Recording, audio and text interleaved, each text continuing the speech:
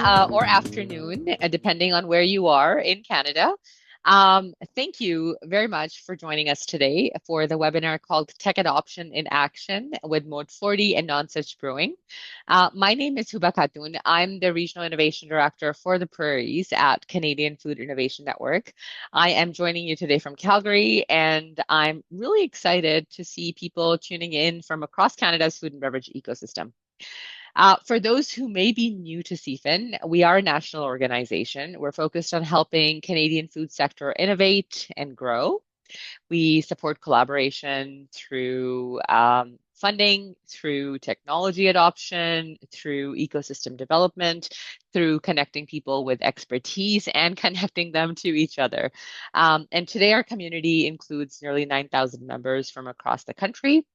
There are startups in this community, there are scale-ups, there are manufacturers, researchers, investors, there are ecosystem partners as well. Now, one of the biggest conversations happening across the food industry right now is around technology adoption. We hear a lot about AI, automation, machine learning, digitization, smart manufacturing. But what does that actually look like inside a real production environment? They're all really cool words, but how do you actually implement that? And also, most importantly, what does adoption look like for companies that don't have massive teams or unlimited budgets or dedicated innovation departments? That's exactly why I'm particularly excited today for today's conversation. What we'll do today is we'll hear directly from both the technology provider, Mode40, and also the manufacturer, Nonsuch Brewing, about what implementation looks like, an actual implementation looks like, the challenges that companies face, the hesitations, the operational realities, and also the results. Before we begin, just a few key housekeeping notes. So this webinar is being recorded. It will be shared afterwards with the attendees. We also really encourage participation throughout the session. So please free to drop any questions you may have in the chat. I'll keep an eye on them and we'll go through them near the end with our participants and panelists. Now, I would love to introduce our moderator and speakers for today. Moderating today's discussion is Jenny Friesen. Jenny is the associate editor at Digital Journal.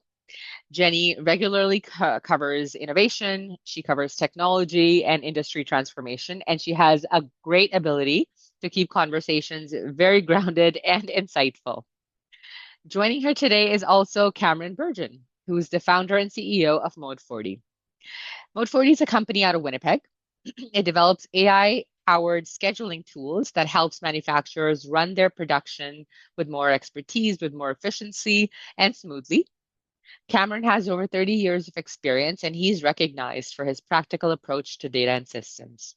His work is very clear. It aligns technology to the realities of exactly how organizations actually work. Under his leadership, Mode40 actually was also recognized by CFIN last year under foodtech Frontier 25 as one of Canada's most ambitious and impactful food tech innovators. Joining the two of them today is Matthew Sabourin, who's the president and co-founder of Nonsuch Brewing, who's also in Winnipeg, and it's a company that is majority Indigenous owned. It's evolving into a lifestyle brand.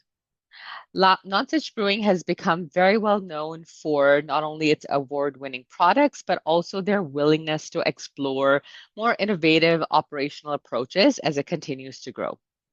So here at CFIN, we're really grateful for all three of you today and that you're here, and we want you to be able to share your journey and your realities. And with that, I'll hand it off to Jenny to kick us off. Thank you. Thanks, Huba. And just I want to open up by kind of getting the lay of the land here. Can each of you introduce your company and share where things stood with you operationally before the partnership began? Matthew, we can start with you. So, as Huba mentioned, my name is Matthew Sabourin, President, CEO of La Brasserie Nonsuch. So we started with this vision of making Manitoba proud, and how we do that is through making moments. And we decided to kicked that off by making beer as our first vehicle through Making Moments. So we focus on premium European and Belgian style beers that lend themselves very nicely to Making Moments. And since then, we've evolved to also have a restaurant where we have shareable plates, once again, feeding into that Making Moments concept. And on to more things as we mentioned, that will be evolving to a lifestyle brand, but that's more to come later and more to be announced. Perfect. Cameron? Yeah, thank you. Good morning, everyone. Afternoon for some. My name's Cameron Bergen. Founded Mode40 about 6 years ago, but I'm a proud born and bred Manitoba boy, farm boy by nature. Drove a combine long before I could ever drive a car. Like many of the stories have, started my career straight out of school with a shovel in my hand. Not an analogy of any kind. If you put shovel and farm together, you'll probably guess what I mean by that. Fast forward 20 some years, was able to work in Manitoba, helping the Manitoba food economy grow. Eventually became the national food economy grow, and got really in love with the technology side of what we were doing. Help move organizations from average sort of cost per unit to lowest cost per unit in their sector, and decided to really take that technology that we were working on and bring it to the masses, and continue to do it across not only Canada now, but internationally. And so there you go. Amazing. And so I kind of want to move a little bit into your partnership and how we got here. So Matthew, can you kind of talk about some of the bottlenecks that you were facing and the production challenges at Nonsuch that made you try to consider that, or made you feel like you needed to consider a new solution and lean into tech? Yeah, so my issue started very early on when we were focusing a ton on the high alcohol by volume Belgian beers. They would need to sit in the equipment for a very long period of time. And so we would need to know sometimes almost months in advance, like what we were brewing when and how. And with a very limited budget, limiting production capacity, really our fermentation tanks and our bright tanks were the bottleneck. I had come up with a very rudimentary system that had some intelligence in it and was showing an industry friend this thing I had built, and they mentioned, you got to talk to Cameron. He's working on an actual product that's doing this very thing. Um, and so we eventually connected and really found a uh, shared what's the term I'm looking for here? We kind of grew up the same, right? I got pulled over by the police at the age of 14 for driving a combine down the highway. So literally, I learned how to drive a combine before driving as well.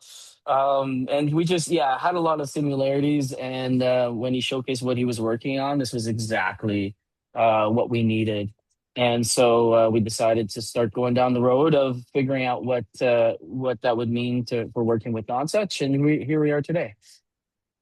And so how did that look? What did that look like to you guys? How did that start? What did the conversation begin with? Well, it began with a bit of a show and tell of what had been worked on, but really a question of how do we solve the scalability problem. We have limited footprints here. We don't have a factory, a 50,000 square foot warehouse, and so how do we squeeze the most out of what we currently have? Right. And that's a really difficult puzzle because of all the various steps, how they can change in time, and every small change, a beer can ferment for 3 extra days. That changes your entire plan. That changes where you can transfer it. It changes when you can package it, how, what proportions of what you'll package into like kegs, cans, bottles. And constantly having to do that manually is almost a full-time job. So to have something that's intelligently doing it for you on the fly is worth its weight in gold. Right. And so, Cameron, did you have, when we had this problem presented to you, did you have an idea come up into your mind right away on how to fix it? Or did you have a solution already set up? Or how do you go about trying to figure out how this partnership will work? Yeah, great question. We have a long history in production scheduling. And what I can say is, what I recognize really quickly is that, Matthew Nonsuch in particular had like billion-dollar company level production scheduling challenges. That's typically where we would see them. And as he said, that's not coming out of hundreds of thousands of square feet worth of production. So really complex problems to solve inside a smaller footprint, which is the kind of the toughest challenge in some ways. And so we had a lot of history with very similar production scheduling challenges where we were when we were in industry. So this is something we were tackling already. But with any new environment, there's always uniquenesses. There's always something different. Mhm. And a big part of what we recognize with Nonsuch in particular, but also other companies like them that have complex data problem to solve their issues, where they're not making one thing. It's not a widget just going down the line, and I'm going to make 100,000 of them, and I have that order running for 2 months, and maybe I added a different ingredient, and that'll be the next 2 months. This is every day variable changes, meaning that they may have throughput impacts, and once that opportunity is gone, you can't get it back.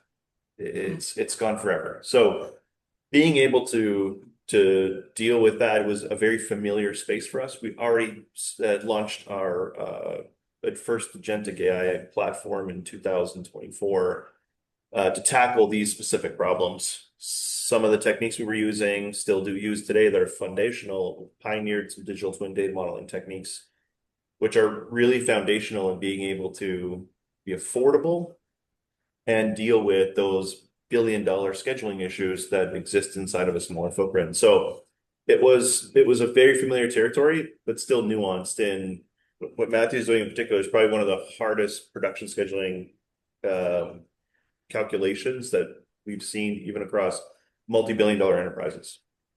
Interesting. How so? It's everything he's doing is has a lack of predictability. Mm. And in that space, you have a significantly hard time of saying, okay, that's going to be done in 14 hours because you're dealing with biologics.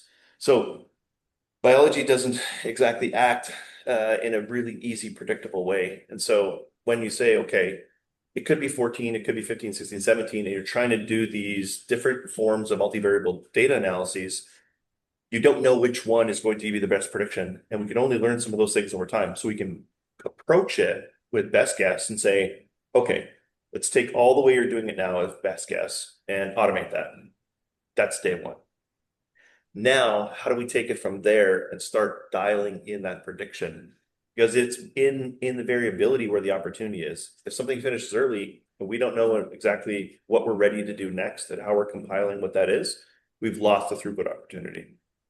Mm. And Yeah. so for us, the way the concept of a purchase order, please fulfill this within 30 days or something, that just doesn't exist in our industry.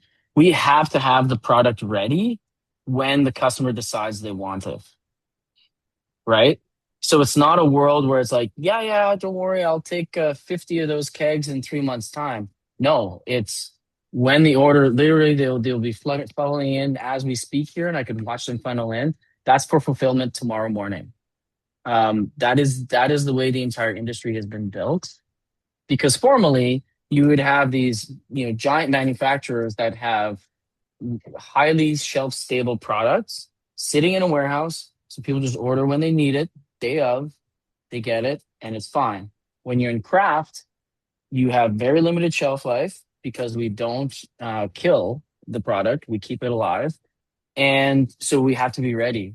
And we have one beer can go into different kinds of sizes of kegs, different cans, so you got to be ready on the can front, the keg front, and we produce multiple SKUs. So you start multiplying that, and you're trying to manage literally 50 different things live. And then one thing doesn't go to plan, and it all breaks. I think one of the things that Matthew just pointed out quickly, and I want to draw attention to it, is one of the things they do so uniquely from anyone else is the quality. And you can't impact that. So it's easy. It is actually, this problem is easy to solve, as you said, Matthew. Why not just make big batches of everything and leave it sit on the shelf forever? Right. Because quality is too important to what they do. And so when that's your driver, when that's your leader, we cannot sacrifice that quality with any regard. So that's one of the things that made what he does so difficult, is because we cannot compromise on it. And that's a hard line. So you have to work backwards from that. Yeah. And Matthew, just with that unpredictability and that the importance of having that quality, now that you took the plunge into the tech lexicon and you're giving up some of your control, especially if you had built your rudimentary system and you had the control of that. How was that? Were there any concerns or questions or like worries about adopting tech into this and giving up some of that agency? Yeah, I'm a little bit unique in the sense that I had something that I understood. So while I have not the prowess that Cameron's team has, not even remotely close. I understand. So I was less apprehensive because I am from that world. In a previous business of mine, I built the entire platform that the business continues to run on today. So I understand what implementation is. Implementation is always tricky. So I understand that there will be challenges along the way, but Cameron's team has done this now numerous times, so they know what implementation looks like, and it's just a matter of working very, very closely in order to make sure we're dotting the i's and crossing the t's. Yeah, and with that, who did you need buy-in from anybody else? I know you're CEO, but your employees and your team, did anybody have any concerns or questions that you had to mitigate? Yeah, I mean, the questions are always, well, what about the six different systems we've cobbled together to make this thing happen, right? How does that work? Where am I going to get this? Where am I going to get that? Those are all incredibly important questions to surface at the front so that you can connect with the team and go, this is what the team is thinking. Because without full buy-in, you're going to be struggling uphill the entire time. So you need everybody to believe that this is the right solution so that they can be a partner in the implementation rather than a resistance. And Cameron, how about you from your perspective? I'm sure you see this a lot of times with trying to implement and having people who are maybe a little bit tech wary because it seems scary at first.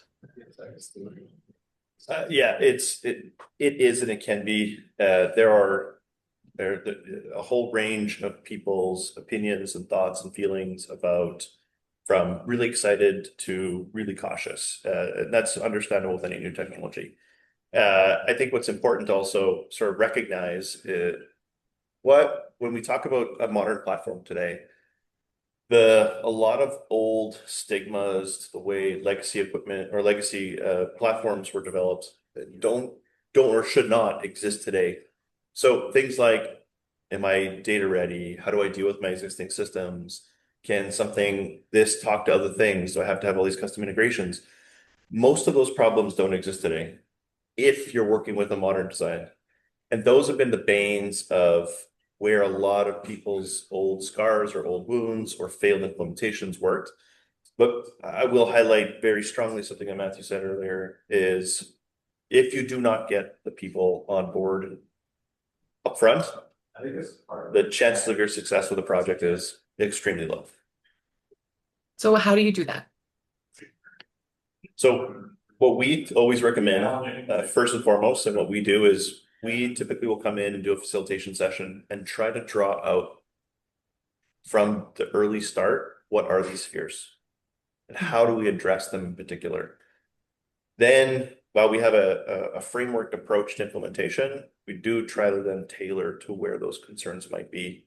Is this taking my data? Is it capturing something? How is Big Brother watching me? What happened? Or how is my data being shared outside the organization? How do I know it's safe?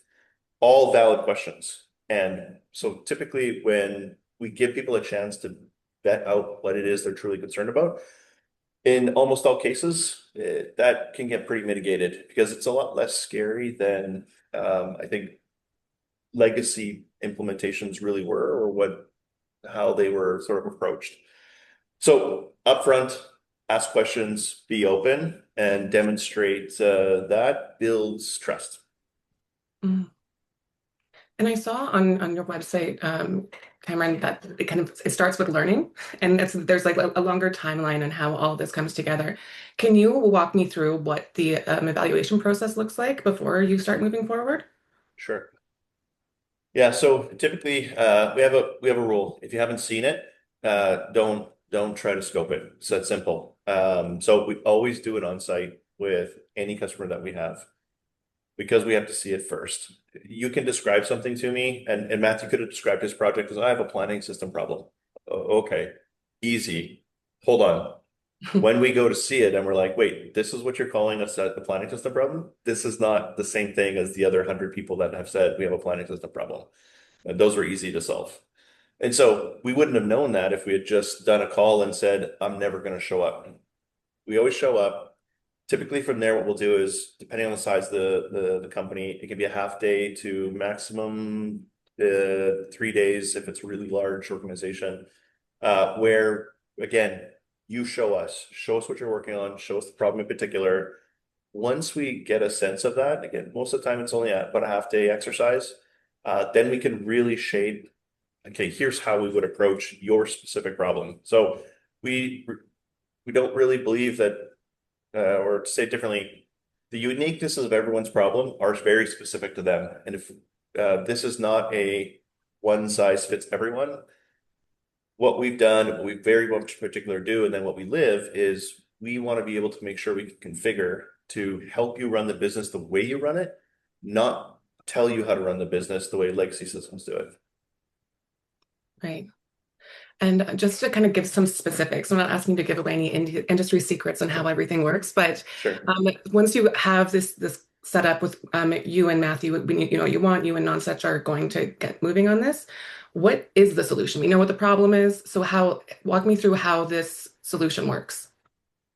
Sure. Yeah, no problem. So I'll speak to a couple of pieces about it. So one is, and it's a very important component, and for anyone sort of listening in and curious about the space around how to assess what's right for me, if what you're looking at doesn't have the ability to map your data models, so which is a digital representation of what you do.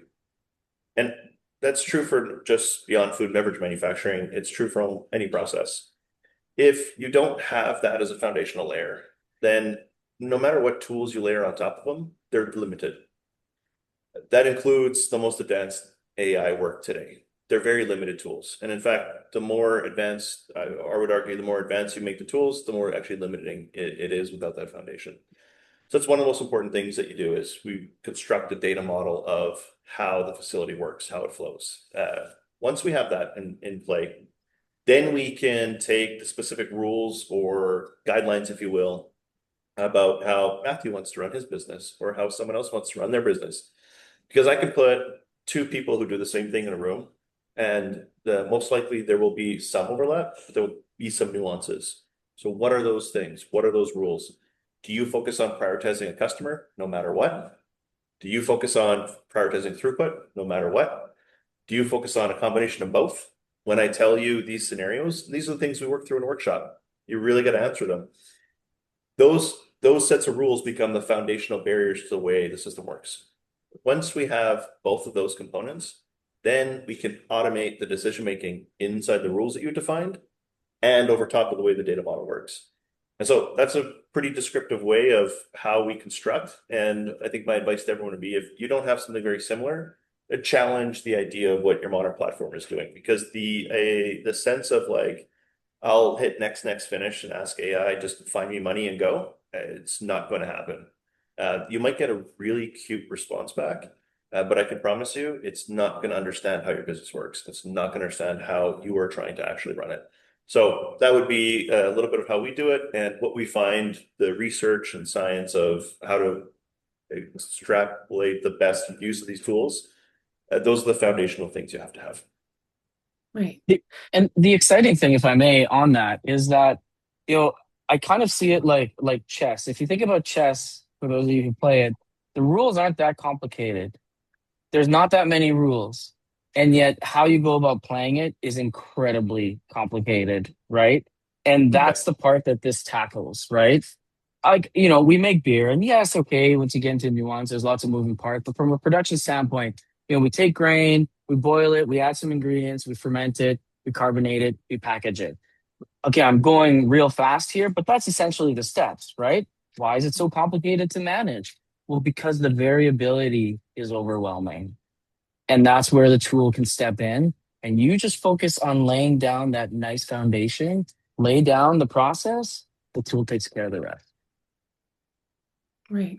And I kind of want to think about the operators in the audience and kind of just talk about what that implementation looks like, and how you move from the old way to the new way that you're trying to set up with this tech adoption. So Matthew, can you walk us through what that rollout looked for you on the production floor, and when did it start, and how long did it take? Yeah, well, we're working on developing certain components still actively together, given some of the experience I had with my old tool and all that. So it's an ever evolving thing. We started a while ago, and it is ongoing. So it's been exactly as Cameron has described, right? Getting an understanding of what we need, working with directly with the partners, the various stakeholders, i.e., my employees, who who work directly with whatever set of tools that this aims to replace, get that understanding, either in person or virtually, and build and adapt as we go. Okay, So and it then is just admittedly an ongoing process. perfect. So when did it start? It got real. You know what? I'm failing to recall now. Put you on the spot. Sorry about that. Yeah, sorry. Now I'm on the spot, and I don't have it in front of me here. But maybe when we catch Cameron back here, we can get that piece. Yeah. Cameron, do you recall? Sorry, repeat the question. Oh, just when the process started. I'm just because Matthew Like, how it's an ongoing process, so I was just curious what the system has been like for what implementation. what do you Yes. call the line in the sand? Because we've been talking for so long. I don't know. Uh, yeah, no, it's so the norm is typically 16 weeks, which is to go from the scoping session to the implementation portion. And typically, as we sort of, it's called the iceberg effect, right? So as you deal with what you see, the different opportunities sort of surface themselves. So we're still, to Matthew's point, we're still working on some of the opportunities in sort of sales forecasting side that he's got some great ideas with. And so we won't be fully finished implementing until sort of later this year, some of the other components. But the typical process is between 16 and 26 weeks. Okay. And on that note, just with how it is changing and it can grow and adapt to as you find new ways that the agentic AI can assist you in what you want done out of this. What were some of the other things that came out of this? Like, were there other surprises that you realized you could solve using the technology that you're implementing? So I From think, not to speak for Matthew in particular, but one of the things we observed is we had designed some other tools for similar continuous flow production processes, but actually in the grain space in particular. And it's really about concentrating the knowledge. So what are your different recipes? What are your SOPs? What do you want your maintenance teams to know? What is your quality forms that you have to fill out? What are your compliances? And what we recognized with that is the same type of problem or type of opportunity that existed to automate those things. So get data from your machine and pre-populate one of your quality forms, as an example, is something that Nonsuch had an opportunity with as well. So migrating, again, from what we experienced with still continuous flow processes, but with what was being handled uniquely in the way the grain industry was dealing with it, migrated directly over to where opportunities existed at what Nonsuch is doing.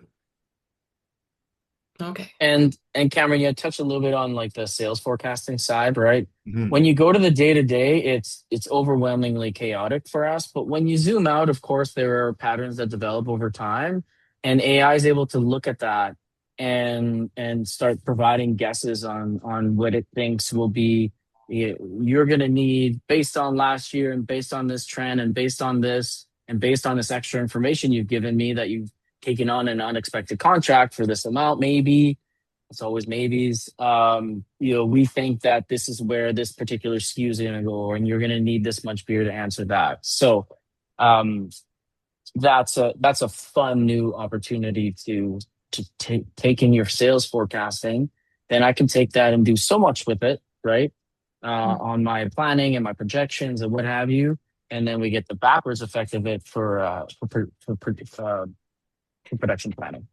Yeah, so for a formal like SNOP, sales and operations planning process, right? So one of the other companies that we've been working with is looking to sort of automate that process for them. And so what Matthew was talking about for us, what he brought to the table really well that we actually adopted for our client is the way that we show them the variable capacities. And so it's just a different way of doing some of the simulation work. But what it does is it highlights early, oh, that's a big contract. Great. But it's only a big contract if you can actually fulfill it. And if you don't know what you necessarily need to fulfill it, because again, we have variable production times. So when we can map all the different types of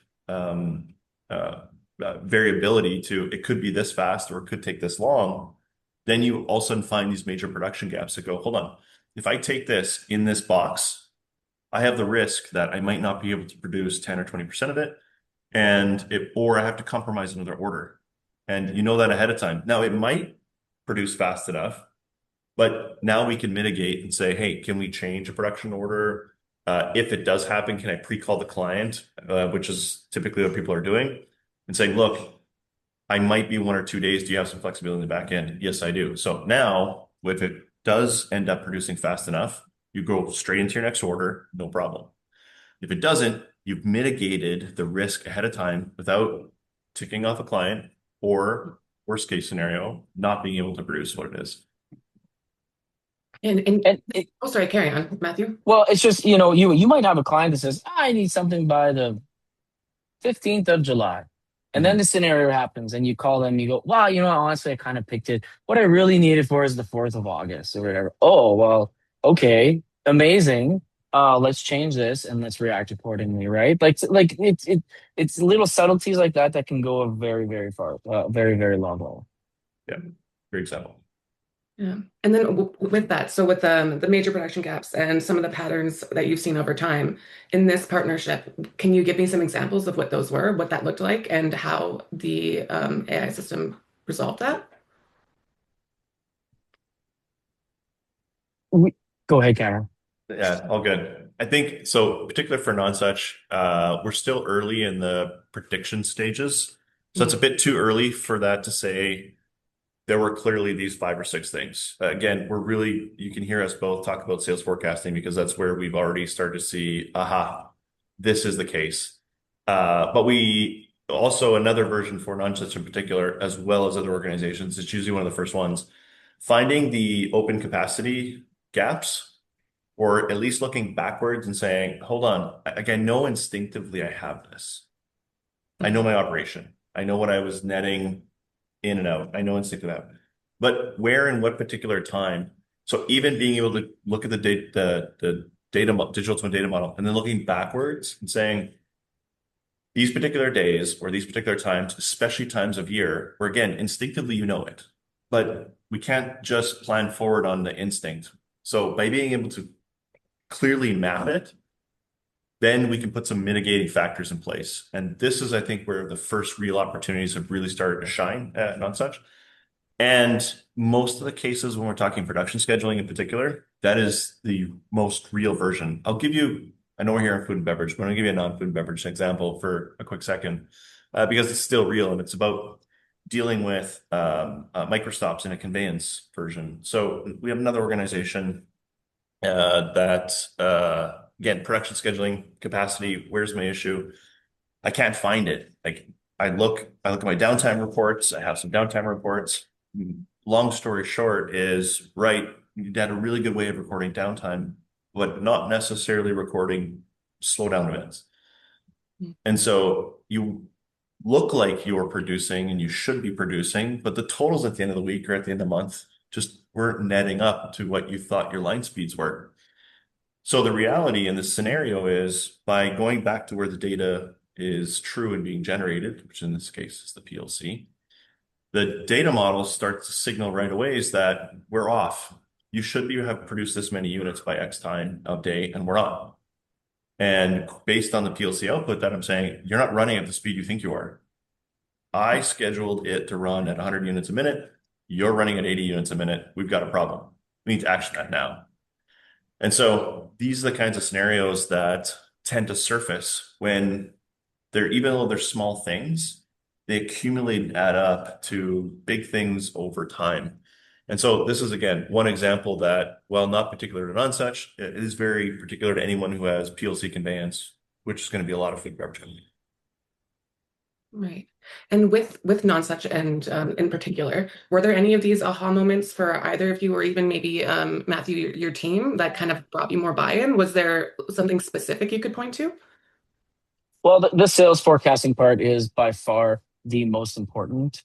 It's all fragmented. It's built, I built a spreadsheet that is populated manually, updated again and again and again manually, prone to human mistake. And then you take that part and you transfer it to another Google spreadsheet that is another forecasting thing, because again, there's so many moving parts. We have to have our product ready when the customer decides they want it. And it takes 3, 4, 5, 6 weeks sometimes to get there. So we're thinking 3 months ahead. What do we think our customers are going to want? Down to Jennifer. What's Jennifer going to need?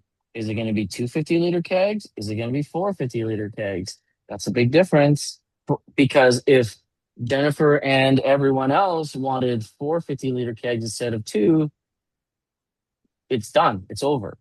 So we're sold out way before that, and now we're dealing with another sellout. Classic craft beer problem. You guys don't know what you're doing. You guys can't ever plan a thing.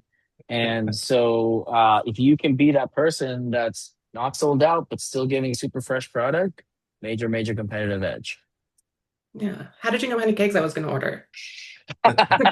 That's the thing. AI knows a lot. We got the invite, so we knew. Yeah, exactly. Save the date. But on that note, where you're talking about just like human error, you're working out of spreadsheet. Just I talk to so many technology leaders every day with Digital Journal who are they're really unraveling all this messy data, and trying to create systems using old messy data is just can create a bigger mess. So how do you, I guess, Cameron, this may be a better question for you, is what does integration really require from a manufacturer, from a data set, and like what their systems are already in place? Yeah, great question. So the answer is, again, like, modern approaches to designing platforms should always be designed in a way to exchange data very simply, but not also with a single method, because there's a number of different ways to exchange data. And so you should have the Swiss Army knife, if you will, of toolkit to exchange data. That should be number one. If you're not designed to do that, it is incredibly limiting. And there are still systems today that are coming out even as early as last week, but not allowing that to do that. And then you have some organizations, like the SAPs of the world, who are closing their ability to do these things for their clients. So you need to be able to exchange your data between your systems. You do not want custom integrations in between all these things that don't allow you, that are black boxes, and you don't really know what they do, and someone else maintains them. Those are extraordinary costs and risks to what your business is. So avoid that, please. So when it comes to, and that's, so when you think about buying any other type of system, then maybe not this, such as an ERP system, or maybe you have some quality tool you're buying and it's got some software on it that tells you things are good or bad. Think about and ask questions about, how do I exchange my data with this? Is my data mine? You ask those questions. An OEM, I'm buying a brand new something cutter and I'm making sausage, or I'm processing other types of liquid. I'm buying a cooker, and can I get the data out of this equipment? Does that cost me more money? What is the method? These questions you have to be asking up front. Asking up front, you'll most likely be able to either get that added into a piece and not get hung with it later, or more importantly, they tell you, well, no, none of that data is you can't have. It's all black box in our system. Well, you really better think about what you're buying then at that point, because if you're not driving your organization by making decisions from data, you're going to have a really hard time getting better, and you're going to rely on just subject matter expertise, which takes years and years and years and years to train. So that would be sort of my couple of my points. Yeah, I wanted to harken back to Matthew's point I too, about saying like, he was the subject matter expert. He had all of that, but it was all locked up in one person. That's not helpful for the whole company, correct? No, no, it's not helpful at all. In fact, it got so it got so onerous to me. We had to shelve the tool. We just stopped using it because I needed to be other places, and I'm like, you guys need to find a new way, which became the hard manual way, and it's not good. It's not good.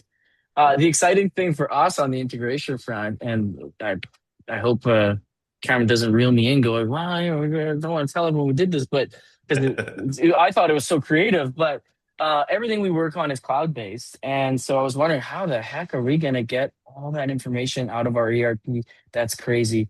Well, the team scraped the HTML data. I was like, this is brilliant. They were able to grab everything without an export button because our platform doesn't have export button. In fact, it's like terrible to get the data out. So, I mean, if there's a will, there's a way, especially with their team. They're really ready and willing to get it anyway. And they did it so fast and it was clean. It was wonderful. Yeah, that's amazing. And so for the manufacturers in the audience who are kind of like hearing all this and feeling like it's complicated, haven't worked with HTML or don't know, like don't work even with cloud sometimes, what would you say to them about the reality of tech adoption and what they should be expecting or maybe kind of keeping an eye out for? Yeah, I've got a take on this. Like again, the reality is that the more advanced tools and methods and architectures of today should demonstrate themselves to you that this looks so simple and still universally powerful, and I don't quite understand it. That's a comfortable feeling. Sit in that. That's okay. Legacy platforms sold you on, we cost more because we have more screens. Hmm. That's the day of your dad. That day is over. Sorry, guys, that's not the way this works anymore. The more complicated it is in that fashion, likely the more they're selling you on the idea and trying to show you that complex and lots and huge and crazy is why it's expensive. Well, you're just paying for vaporware essentially at that point, and I don't recommend it. So that's one of the components is, but and also things can start to be a little bit more scary in the sense that um, this looks like this is so much. Even our largest customers, when we walk through the entire intelligence platform from end to end, they're overwhelmed by the idea of like, where do I start with all of this? Because I have 1,000 ideas right now. Good. Then we're doing our job. Our job is to get you to that space. But your job is to pick two. Again, one of the other really major important things when you're thinking about, do I buy software today? Ask the questions about, is this composable architecture? Is this built out in a way that I can use pieces of it without having to adopt and really grow and take all of this?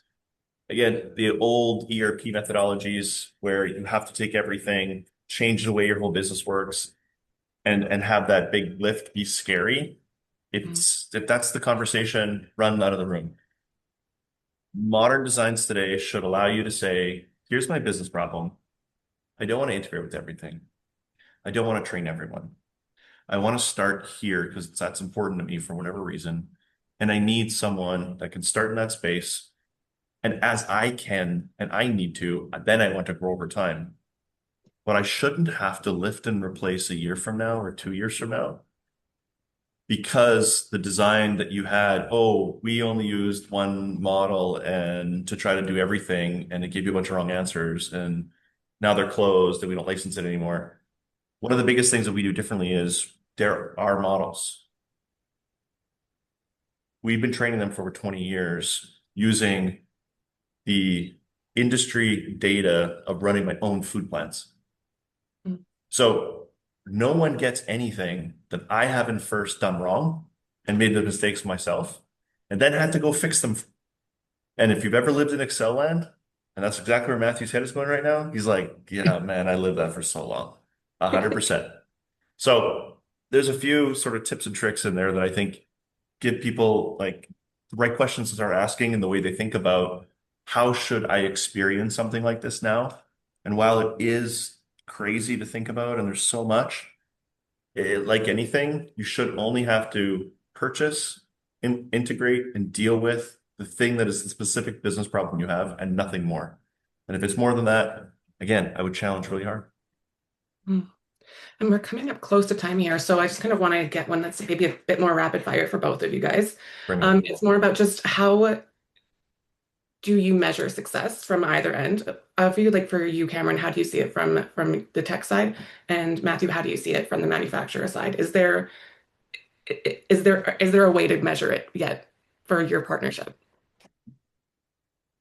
Yeah, I mean, for us, as Cameron mentioned, we're still developing some of these tools and all that. But the success is having the sales team spend less time on forecasting and trying to figure out how many kegs is Jennifer going. Oh, There we well, I go. was trying to say one, but I gave a thumbs up. How many kegs is Jennifer going to order? Right, and spend time on the road actually selling. Right, that's going to take care of that. Get the brewery operations manager less on the desk, at least from a production planning standpoint, and more working with his team, or doing, the million other things that we have on his list. And so those are two major ones. And then the most important one is getting way more out of the stainless steel tanks we already have, because we only got so many square feet and up, down, sideways. And so the more we can get out of it, the better. Amazing. Cameron? Yeah. So purely from a Mode40 perspective, it's very similar to the way Matthew articulated it. For myself, it's also the way I always wanted someone to provide me a service and or a product when I was the food manufacturer. And that is quantitative return. And if we don't, in 6 months' time, and 12 months' time, and 18 months' time, have very definitive revenue improvements by decreasing those tank optimizations, and we don't have margin contribution by reducing people's manual tasks, we haven't done our jobs. And if we can't do that for any client, you shouldn't have our product or our service. Gotcha. Perfect. Well, I feel like I could keep harassing you guys with questions for hours yet, but I know Huba's got some slide sheets to go through, so we'll pass it back off to Huba. Thanks so much. Thanks, Jenny, Cameron, Matthew. This was such an honest and practical conversation today. I think what really stood out is that tech adoption doesn't have to be this massive change within your organization. Sometimes it just starts with building the foundational layer that you talked about, Matthew, getting buy-in from the team, cleaning up some messy data, and then solving one very operational problem well. We're now going to move into some Q&A sessions. We'll take some 5 minutes to ask a few Q&As. I don't see any in the chat, and I have a few really good ones that I would love to ask Matthew and Cameron. And then I'll share a few slides about some of the upcoming opportunities that we have at CFIN. Just a reminder, if you're still have any questions in mind while we're talking, feel free to drop them in the chat. I do encourage people to think a little bit beyond technology itself. So feel free to ask anything about implementation, about change management, about a team buy-in, about ROI, about lessons learned, really real world pieces that could cause change within your organization and your production environment. So considering how much time we have, I do have one question for Matthew here. So there's often a perception that advanced manufacturing technology is only accessible to large companies with unlimited budget. Cameron, how does something like the tool Mode40 is offering change that? How does that become more accessible for small to medium-sized manufacturers now? Yeah, so a couple of things. One is, again, that composability that I talked about. So if if you have a particular business problem and you say that's costing me 20,000 or 30,000 or 40,000, whatever the number is per year, and we have the opportunity to say, okay, we can solve that portion of that for you. Let's free up some of that operating expense, then move to your next problem. And so you only pay for the portion that is addressing your specific business problem. And that's the way you save today to pay for tomorrow. And so the other thing that's important is modern systems are really going to look at variable pricing based on data, rather than just, well, I have a screen, so you pay the same no matter what. That's sort of the way of the old. And so by doing that, if you're a smaller organization that produces some data, but not massive amounts, there's no reason to charge the same pricing that you would another organization just because they have. So those two components really important, I think, allow people significantly more flexibility in being able to afford the now, save today, and then invest that savings into the next scale up. And by doing that, you can do that over a course of a year or two or three or four or five. We have some clients that are on 7-year digital transformation journeys, and there's nothing wrong with that. But we map that out ahead of time. So that's the one component you want to do is if you do want to go over a long period of time, just make sure you understand it, make sure you understand where your costs are, make sure you understand where your opportunities are, and then let's actually just map it out. Yeah, thanks. Great points. I have another question that's from Kent from CO2 Brew, and this talks about the hardware and software integration. So let's say you've got a software already set up, then you introduce a Yep. new piece of equipment into your operations. How does that affect kind of updating your existing software model? And also, Sure. how long does it take? Weeks, months, new training for employees? What's the process? Yeah, great question. So speaking specifically to the system itself, if we add a new asset into the model and define it, that's probably about a 3 to 5 minute exercise, maximum. So that would update the data model. From there, the agents self-configure. So there's really two parts to that question, though. One is, can I get immediate value, all the same value operationally that this added? Yes is the answer to that question. How long does it take to find nuances, very specific statistical process control type nuances? Well, that's typically can be around 30 days before, can up to 90, depending on what type of equipment we're really talking about. So it can take some weeks, but you don't wait weeks to get the value. You may only get weeks to find, again, statistical anomalies that exist. So you're going to get most of the automation, which is 90% of the value that you want anyways, which is non-manual. The last 10% or so, which come in the nuances, that's going to be done overall in the course of a few weeks. Yeah, thanks for that.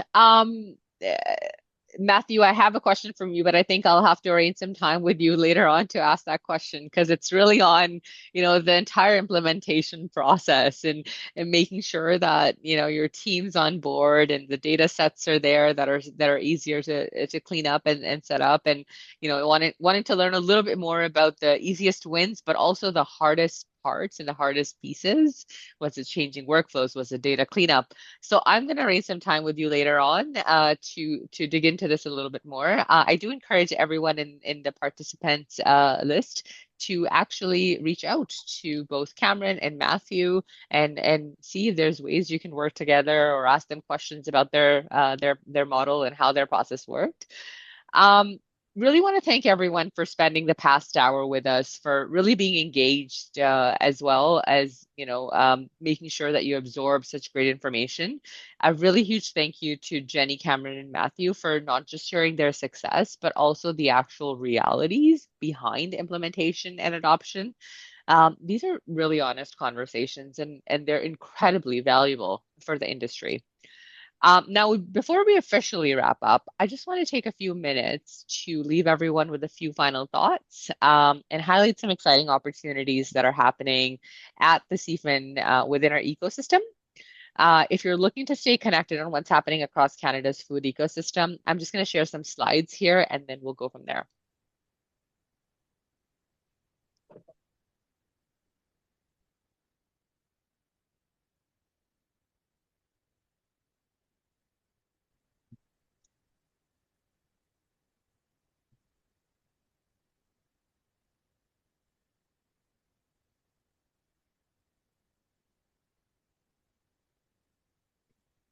Alrighty, just loading up now.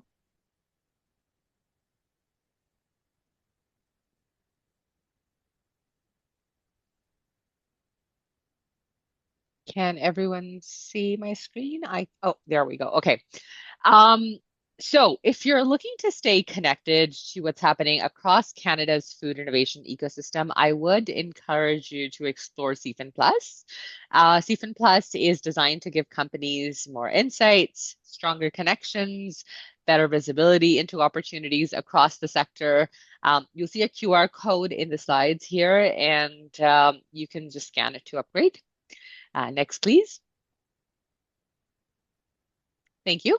And if you're not yet part of the CFIN community and this is your first exposure or your first webinar, we do one every month. And it's not just webinars are not the only thing we do. We have events, we have connectivity, we have a Yodel platform. I would really encourage you to join us. Membership is free. It gives you access to a growing national network of nearly 9,000 food and beverage professionals. There's companies in the membership, there are researchers, there's innovators, there's partners across Canada. So it's a really, really handy way for you to keep in touch with what's happening. Next, please. I also want to highlight a major upcoming initiative that's launching right after this webinar. It's called the True North Sustainable Food Fund. This is a new national funding initiative that's supported through Agriculture and Agri-Food Canada. It's designed to support Canadian food tech SMEs that are developing cleaner, more sustainable technologies for the food industry. So if you're working on sustainability focused innovation, or you know a company that is, we do encourage you to apply or share this opportunity with them. Next, please. And finally, the applications for Food Tech Frontier they'll officially open on July 8th. Last year was an incredible success, and we're excited to spotlight this initiative again. The goal is to identify and spotlight some of Canada's most promising food tech innovators. So if you know a company that's building the future of food or you're building it yourself, we do strongly encourage you to apply or nominate organizations once applications open on June 8th. That's all from me. Thank you again, everyone, for spending your time with us today. We really, really appreciate your participation and your questions that came in, the work you're doing across the food ecosystem as well. And we really do hope to continue the conversation with many of you today. Thank you.